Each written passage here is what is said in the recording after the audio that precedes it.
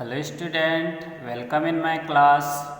Student, आज की class में हम डी मॉयवर प्रमेय क्या होता है यह जानेंगे और साथ ही हम डी मॉयवर प्रमेय को कैसे सिद्ध करते हैं यह सीखेंगे।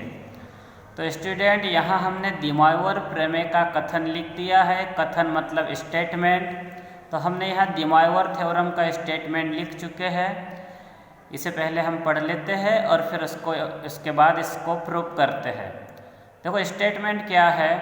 n का मान चाहे जो हो, धनात्मक भी हो सकता है, ऋणात्मक पूर्णांक भी हो सकता है, या फिर n का मान भिन्नात्मक भी हो सकता है।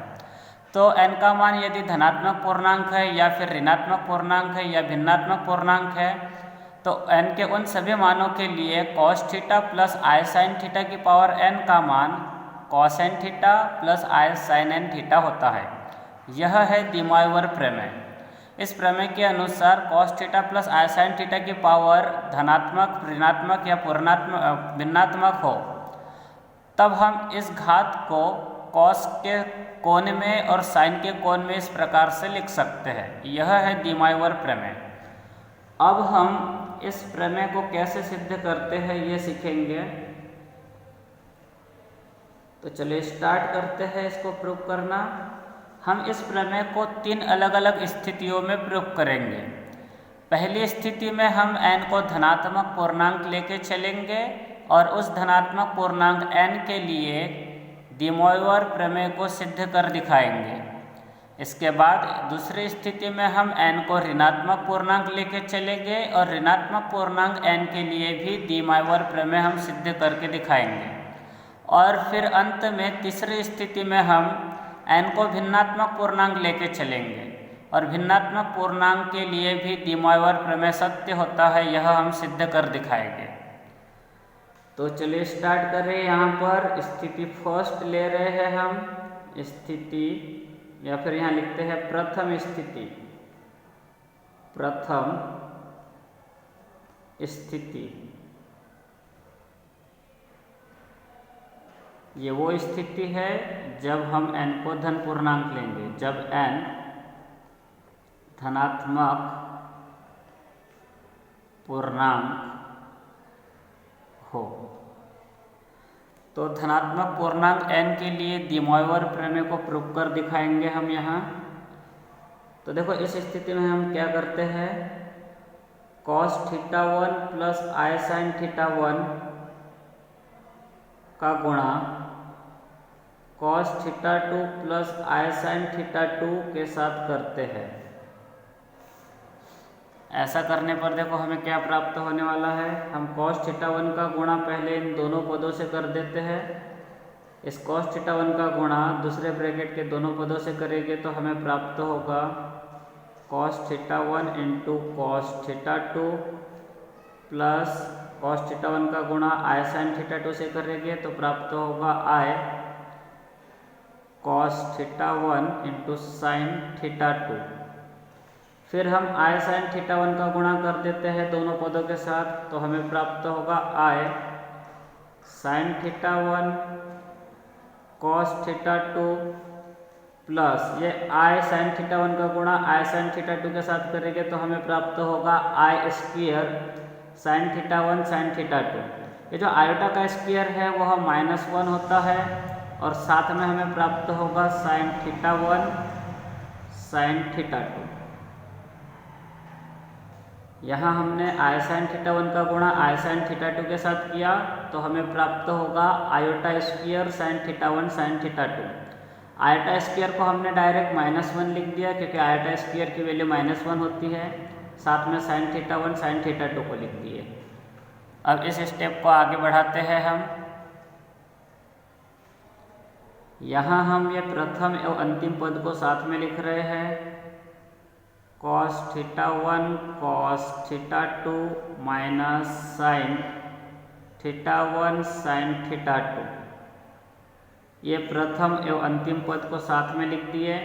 और ये बीच के ये जो दोनों पद है इसमें से हम आई को कॉमन ले लेंगे।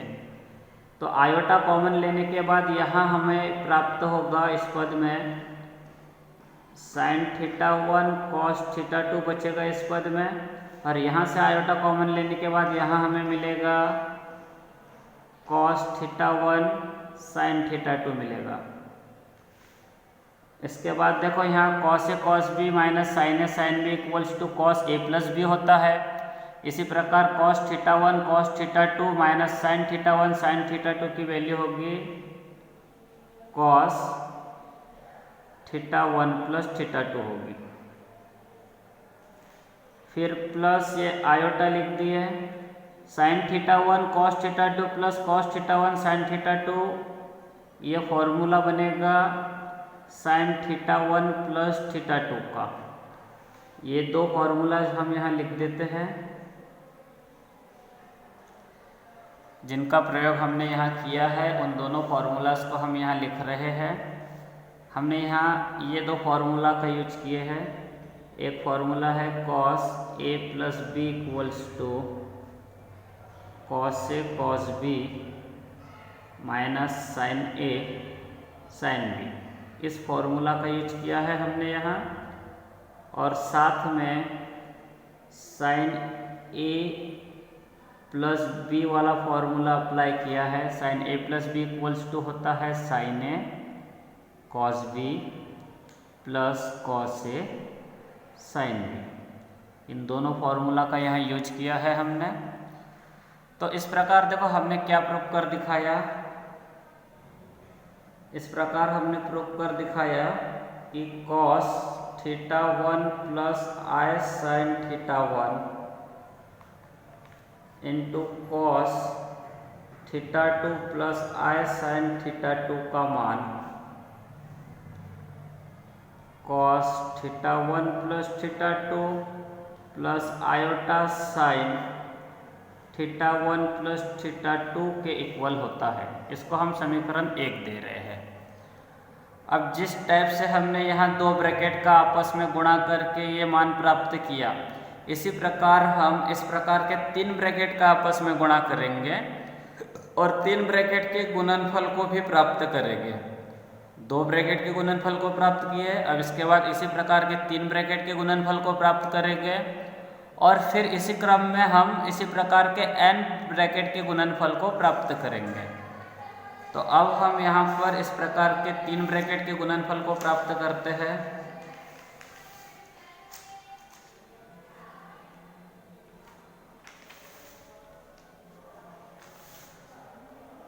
यहाँ हम लिखेंगे अब इसी प्रकार।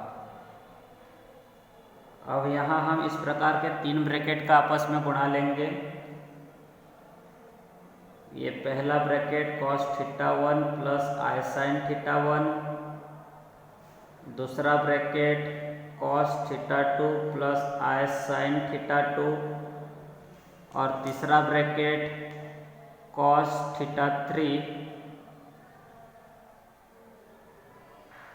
Plus I sin θ3। ये तीन ब्रैकेट्स है एक जैसे, इनका गुणा करते हैं। अब हम ये cos θ1 plus I sin θ2 into cos θ2 plus I sin θ2, इन दो ब्रैकेट का गुणनफल अपने पास यहाँ है उपलब्ध समीकरण 1 में। तो हम इन दो ब्रैकेट का गुणनफल डायरेक्ट समीकरण 1 से लिख देते हैं। यहाँ दोनों के गुणनफल की जगह लिखेंगे हम cos θ1 plus θ2 plus I sin θ1 plus θ2। ये दो ब्रैकेट का गुणनफल हम प्राप्त कर चुके थे पहले समीकरण 1 में। तो हमने इनके गुणनफल को समीकरण 1 से लिख दिया है यहाँ। साथ में तीसरा ब्रैकेट जैसे का वैसा लिख देते हैं cos θ3 प्लस I sin θ3, ये तीसरा ब्रैकेट हमने जैसे का वैसा लिख दिया। अब इस स्टेप को आगे बढ़ाते हैं। देखो हमने यहाँ पर क्या देखा, समीकरण 1 में चलते हैं हमने यहाँ देखा कि अगर हम इस प्रकार के दो ब्रैकेट का गुणा करें तो गुणनफल में कॉस वाले एंगल कॉस में जुड़ जाते हैं और साइन वाले एंगल साइन में जुड़ जाते हैं। मतलब इनके गुणनफल में कॉस के एंगल को कॉस में जोड़कर लिखा गया है यहाँ। गुणनफल में साइन के एंगल साइन में जुड़ गए हैं। तो इसी प्रकार यहाँ पर भी होगा, जब हम यहाँ इन दोनों ब्रैकेट्स का आपस में गुणा करेंगे तो गुणनफल में कॉस के ब्रैकेट कॉस में जुड़ जाएंगे, कॉस के कौन कॉस में जुड़ जाएंगे और साइन वाले कौन साइन में जुड़ जाएंगे। तो इस प्रकार इन दोनों का गुणनफल कॉस θ1 प्लस θ2 प्लस θ3 होगा। मतलब इस कॉस का एंगल और इस कॉस का एंगल, दोनों कॉस के एंगल यहाँ इस कॉस परिणामी कॉस के एंगल में यहाँ जुड़ जाएंगे। प्लस इसी प्रकार हम साइन के एंगल को भी जोड़ के यहाँ लिख देते हैं।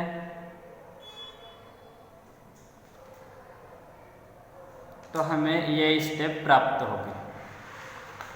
जैसे हमने दो ब्रैकेट का गुना किया जिसमें कोण θ1 और θ2 आए थे, तो इनके गुणनफल में cos θ1 प्लस θ2 और आय sin θ1 प्लस θ2 मिला। दो ब्रैकेट के गुणनफल में कॉस में दोनों ब्रैकेट के एंगल्स, मतलब कॉस के एंगल्स कॉस में जुड़े थे और साइन के एंगल साइन में। इसी प्रकार तीन ब्रैकेट के गुणनफल में जब हमने तीन ब्रैकेट्स का गुणनफल प्राप्त किया तो तीन ब्रैकेट के गुणनफल में कॉस के तीनों एंगल कॉस में जुड़ेंगे और साइन के तीनों एंगल साइन में जुड़ेंगे। इसको समीकरण हम 2 दे देते हैं। अब हम जैसे हमने दो ब्रैकेट्स का गुणा किया फिर उसके बाद तीन ब्रैकेट्स का गुणा किया, इसी प्रकार के अब हम n ब्रैकेट्स का गुणा कर लेते हैं। यहाँ लिखेंगे इसी प्रकार अब हम n ब्रैकेट्स ले रहे हैं गुना में। ये पहला bracket sin θ1 plus I sin θ1, दूसरा bracket cos θ2 plus I sin θ2 और ये nवा bracket cos θn plus I sin θn। इन सभी ब्रैकेट्स को जोड़ के यहाँ लिख देते हैं। जब हमने दो ब्रैकेट का गुणा किया तो गुणनफल में कॉस के दोनों एंगल कॉस में जुड़े, साइन के दोनों एंगल साइन में जुड़े। जब हमने दो ब्रैकेट्स का गुणा किया तो गुणनफल में कॉस के एंगल कॉस में जुड़े, साइन के एंगल साइन में जुड़े। तीन ब्रैकेट के गुणनफल में भी ऐसा ही हुआ, कॉस के एंगल को कॉस में जोड़ दिया गया, साइन के एंगल को साइन में जोड़ दिया गया। इस प्रकार तीन ब्रैकेट के गुणनफल प्राप्त हुए। ये n ब्रैकेट के गुणनफल है तो इसमें भी ऐसा ही होगा। कॉस के n एंगल्स, ये जो कॉस के एंगल्स है, इस कॉस का एंगल θ1, इस कॉस का एंगल θ2, इस कॉस का एंगल θn, ये कॉस के सभी एंगल को कॉस में जोड़ देंगे और साइन के सभी एंगल को यहाँ साइन में जोड़ देंगे। इस प्रकार n ब्रैकेट के गुणनफल प्राप्त हो गए हमें। तो ये n ब्रैकेट का जो गुणनफल होगा वह होगा cos θ1 प्लस θ2, कॉस के सभी एंगल को कॉस में जोड़ दिए, प्लस आय साइन, अब साइन के भी एंगल को जोड़ देते हैं साइन में, θ1 प्लस θ2 अप टू θn। इस प्रकार ये n ब्रैकेट का गुणनफल हमें प्राप्त होगा। इसको दे रहे हैं समीकरण 3। यहाँ हम समीकरण 3 में θ1 equals to θ2 equals to θn equals to θ ले रहे हैं। मतलब ये जितने भी कोण हैं सभी की कॉमन वैल्यू हमने θ ले लिए। ऐसा लिखने पर देखो क्या प्राप्त होगा, ये cos θ plus I sine θ, cos θ plus I sine θ। इस प्रकार के ये n गुणनखंड हो गए। cos θ प्लस आय साइन θ, यहाँ ब्रैकेट में लिखेंगे n गुणनखंड इक्वल्स टू, यहाँ पर होगा θ प्लस θ अप टू θ, क्योंकि हम सभी θ वाले एंगल का कॉमन मान θ ले रहे हैं। θ1 का भी मान θ है, θ2 का भी मान θ, θn का भी मान हमने θ लिया। सभी की कॉमन वैल्यू θ लिया, इसलिए हम सभी θ1 θ2 θn के जगह θ लिखेंगे। और ये कितने θs हो गए, जितने ये θ थे, ये टोटल n θ है, तो ये भी n θ हो गए, मतलब यहाँ n पद हो गए ये। फिर ये आय साइन, इसी प्रकार से हम साइन में भी सभी θ के जगह θ की कॉमन वैल्यू θ थीटा लिख देंगे, थीटा 1, थीटा 2, थीटा n के जगह इसमें भी हम थीटा लिखेंगे तो हमें प्राप्त होगा theta plus theta up to theta, ये भी n पद हो गए। अच्छा देखो, ये लेफ्ट हैंड साइड में cos थीटा प्लस आई साइन थीटा का गुना n बार हो रहा है, मतलब ये cos थीटा प्लस आई साइन थीटा वाले ये जो गुणनखंड है ये टोटल n गुणनखंड है जिनका गुना cos थीटा प्लस आई साइन थीटा की घात n होगा। n गुणनखंडों का गुना cos थीटा प्लस आई साइन थीटा की घात n, फिर ये cos, ये थीटा के एंगल आपस में जुड़ जाएंगे। जब हम दो थीटा को आपस में जोड़ेंगे तो 2 थीटा मिलेगा, 3 बार थीटा को जोड़ेंगे तो 3 थीटा मिलेगा। टोटल ये n थीटाज है और ये n थीटाज को आपस में जोड़ेंगे तो n थीटा मिलेगा। और ये आई साइन, ये भी थीटा आपस में जुड़ जाएंगे, तो जब ये थीटा को हम n बार जोड़ेंगे तो n थीटा यहाँ भी प्राप्त होगा हमें। और इस प्रकार धनात्मक पूर्णांक n के लिए डी मॉयवर प्रमेय प्रूफ हो जाएगा। ये है धनात्मक पूर्णांक n के लिए डी मॉयवर प्रमेय। अब इसी प्रमेय को हम ऋणात्मक पूर्णांक n के लिए प्रूफ करेंगे। यहाँ लिखेंगे द्वितीय स्थिति, जब n ऋणात्मक पूर्णांक हो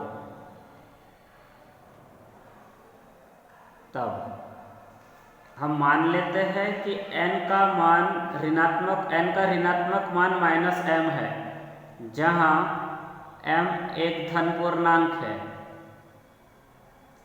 अगर हम किसी धन पूर्णांक के सामने ऋण चिन्ह लिखेंगे तो हमें एक ऋणात्मक पूर्णांक मिलेगा, और इस ऋणात्मक पूर्णांक को हमने n के बराबर माना, मतलब हमने इस स्थिति में n को एक ऋण पूर्णांक के रूप में लिया है।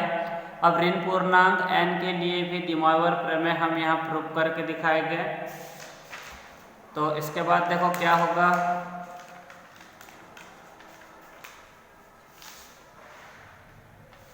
ऋण पूर्णांक n के लिए इसको दे देते हैं समीकरण 4। समीकरण 4 से यहाँ n के जगह ऋण पूर्णांक -m लिखेंगे तो हमें प्राप्त होगा cos थीटा प्लस आई साइन थीटा की power n equals to cos theta. अच्छा, इसको नहीं लिखते डायरेक्ट, यहाँ पर cos थीटा प्लस आई साइन थीटा की घात n का मान प्राप्त करते हैं। यह होगा cos थीटा प्लस आई साइन थीटा पूरे की घात -m, क्योंकि n का मान हमने -m रखा है तो n के जगह हम -m लिखेंगे। अच्छा, cos थीटा प्लस आई साइन थीटा की घात -m को हम इस प्रकार भी लिख सकते हैं। इसको लिखेंगे हम 1/cos थीटा प्लस आई साइन थीटा पूरे की घात m। अब m तो धन पूर्णांक है और धन पूर्णांक के लिए हम डी मॉयवर प्रमेय प्रूफ कर चुके हैं, तो धन पूर्णांक के लिए डी मॉयवर प्रमेय का यहाँ प्रयोग करेंगे जो हम प्रूफ कर चुके हैं। और धन पूर्णांक के लिए डी मॉयवर प्रमेय क्या कहता है कि cos थीटा प्लस आई साइन थीटा की घात धन पूर्णांक हो तो उस घात धन पूर्णांक को हम cos और sin के कोण के साथ लिख सकते हैं। तो हम यहाँ धन पूर्णांक m को cos के कोण के साथ भी लिख देंगे और धन पूर्णांक m को sin के कोण के साथ भी लिख देंगे, क्योंकि हम धन पूर्णांक के लिए डी मॉयवर प्रमेय पहले ही प्रूफ कर चुके हैं। यहाँ लिखेंगे धन पूर्णांक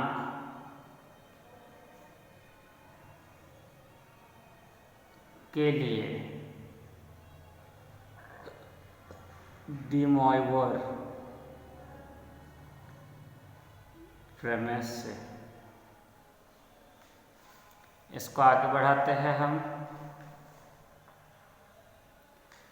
यहाँ पर हम इस हर का परिमेयकरण कर देते हैं, तो हर के परिमेयकरण के फलस्वरूप हमें प्राप्त होगा cos m theta minus I sine m theta upon cos m theta plus I sine m theta into cos M theta minus I sine M theta. हमने यहाँ रेशनलाइजेशन कर दिया। उसके बाद ये कॉस एम थीटा प्लस आई sine M theta जैसे का वैसा लिख देंगे, यहाँ माइनस है, फिर अपॉन में ये a plus B into A minus B के फॉर्मूला से इसको लिखेंगे A square minus B square. A square मतलब कॉस एम थीटा का स्क्वायर और बी स्क्वायर मतलब आयोटा साइन एम थीटा का स्क्वायर। आयोटा का भी स्क्वायर होगा, साइन एम थीटा का भी स्क्वायर होगा। ये cos M theta minus iota sine M theta, ये जैसे का वैसे लिख दिए हमने। ये cos square m theta, iota का स्क्वायर -1 होता है, माइनस इंटू माइनस होगा ये plus sine square m theta. ये cos square m theta plus sine square m theta की वैल्यू 1 होगी, तो हमें यहाँ पर मिलेगा, हमें यहाँ ये स्टेप प्राप्त होगी, cos M theta minus iota sine M theta प्राप्त होगा। इसको आगे बढ़ाते हैं। कॉस एम थीटा को हम कॉस माइनस एम थीटा भी लिख सकते हैं, और ये माइनस साइन एम थीटा को हम plus sine minus m theta भी लिख सकते हैं, क्योंकि cos minus theta cos theta ही होता है और sine minus theta minus sine theta होता है। तो जब हम साइन माइनस थीटा को माइनस साइन थीटा लिख सकते हैं, तो माइनस साइन थीटा को साइन माइनस थीटा भी लिख सकते हैं। वैसे ही हमने यहाँ पर माइनस साइन एम थीटा को साइन माइनस एम थीटा लिख दिया, और कॉस एम थीटा को कॉस माइनस एम थीटा लिखा। Cos minus m theta cos M theta होगा, sine minus m theta minus sine M theta होगा। इसको आगे बढ़ाते हैं। इसके बाद वाले स्टेप लिखते हैं हम यहाँ।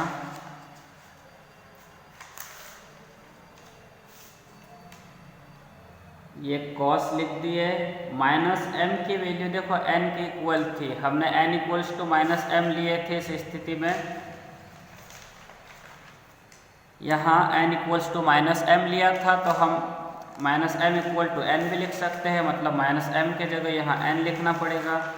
तो जब हम यहाँ माइनस एम के जगह एन लिखेंगे, तो हमें प्राप्त होगा कॉस एन थीटा प्लस आई साइन एन थीटा। इस प्रकार हम प्रूव कर चुके हैं कि अगर n ऋण पूर्णांक हो तो भी कॉस थीटा प्लस आई साइन थीटा की पावर n का मान कॉस एन थीटा प्लस आई साइन एन थीटा होगा। इस स्थिति में हमने n को ऋण पूर्णांक लिया था, और ऋण पूर्णांक n के लिए भी डी मॉयवर प्रमेय हमने प्रूव कर दिखाया। देखो आप लोग देख सकते हो, cos theta plus I sine theta whole to the power n का मान हमने कॉस एन थीटा प्लस आई साइन एन थीटा प्रूव कर दिखाया है। और यहाँ इस स्थिति में हम n को ऋण पूर्णांक लेके चले थे, मतलब ऋण पूर्णांक n के लिए भी हम डी मॉयवर प्रमेय प्रूव कर चुके। अब हम अगली स्थिति लिखते हैं,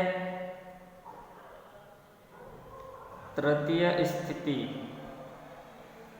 इस स्थिति में हम n को भिन्नात्मक संख्या लेंगे। यहाँ हम मान लेते हैं, यहाँ लिखते हैं जब n भिन्नात्मक हो।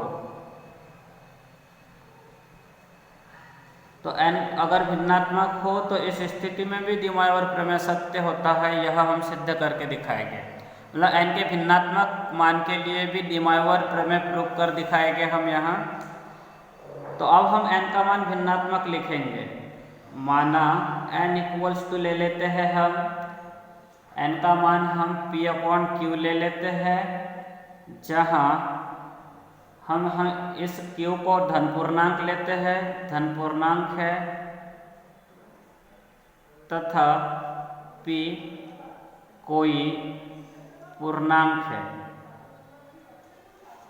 ये p जो है ये धनात्मक भी हो सकता है या ऋणात्मक भी हो सकता है। ठीक है, तो हमने Q को धनात्मक पूर्णांक लिया और P को कोई भी पूर्णांक लिया है हमने, P धन पूर्णांक भी हो सकता है या ऋण पूर्णांक, लेकिन यहाँ Q धन पूर्णांक ही होगा।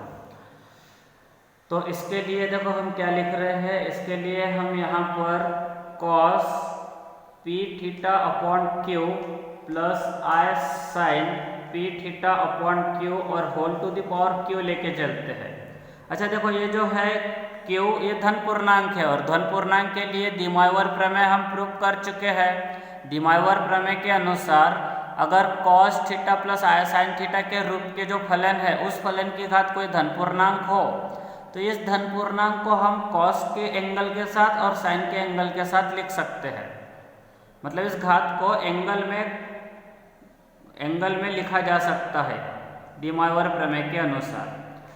तो धन पूर्णांक के लिए डी मोइवर प्रमेय का प्रयोग करते हुए हम आगे बढ़ते हैं, क्योंकि धन पूर्णांक के लिए डी मोइवर प्रमेय प्रूव कर चुके हैं।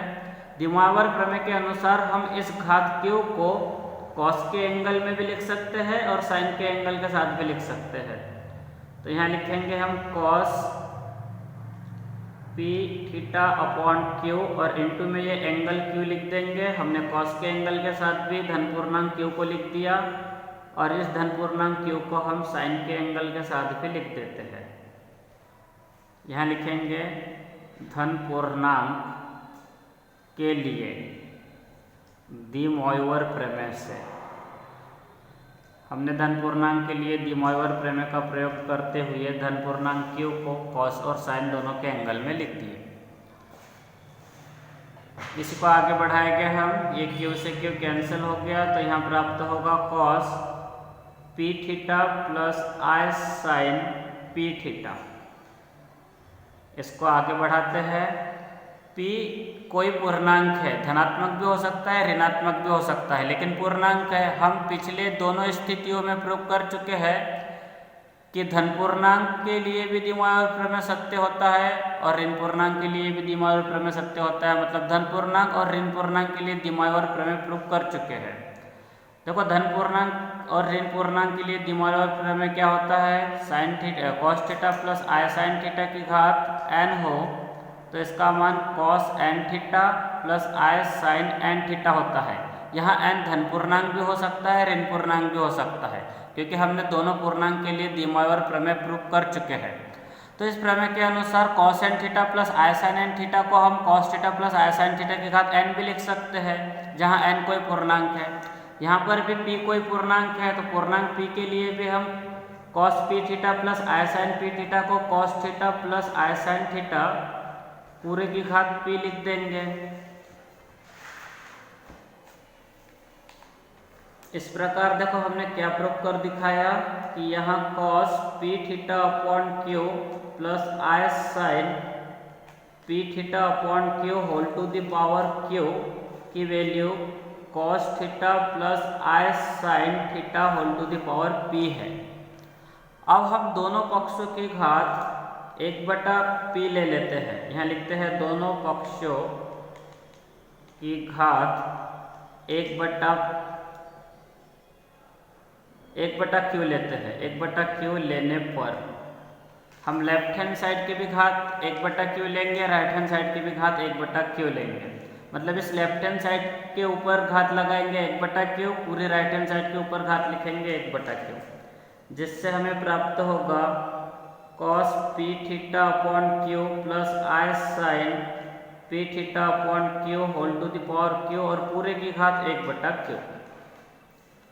फिर राइट हैंड साइड में cos theta plus I sine theta पूरे की पावर P है और इस पूरे की घात हमने 1/Q लिया। दोनों पक्षों की घात 1/Q ले लिया हमने। अब घातों पे घात हो तो घातों का गुणनफल होता है, घातों पे घात हो तो घातों का गुना होता है आपस में। यहाँ ये पूरे ब्रैकेट की घात Q है और उसकी भी घात 1/Q है। घातों पे घात हो तो इन दोनों घातों का आपस में गुना होगा। इस प्रकार इस ब्रैकेट की जो घात होगी वह Q इंटू 1/Q होगी। Q इंटू 1/Q मतलब 1। इस ब्रैकेट की घात 1 होगी इक्वल्स टू, यहाँ पर भी घातों पे घात हो तो घातों का गुना होगा। मतलब इन दोनों घातों का जब हम गुना करेंगे तो हमें P/Q प्राप्त होगा। हम P/Q की जगह P/Q का मान लिख देंगे। P/Q का मान था अपने पास n।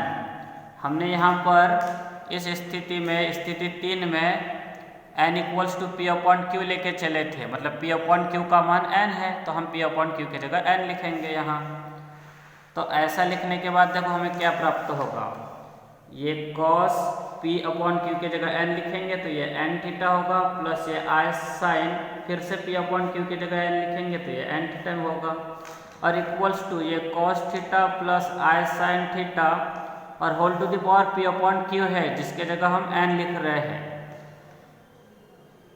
और इसी को हम इस प्रकार लिखते हैं, सेकेंड साइड को पहले लिख दिए और फर्स्ट साइड को बाद में लिखते हैं।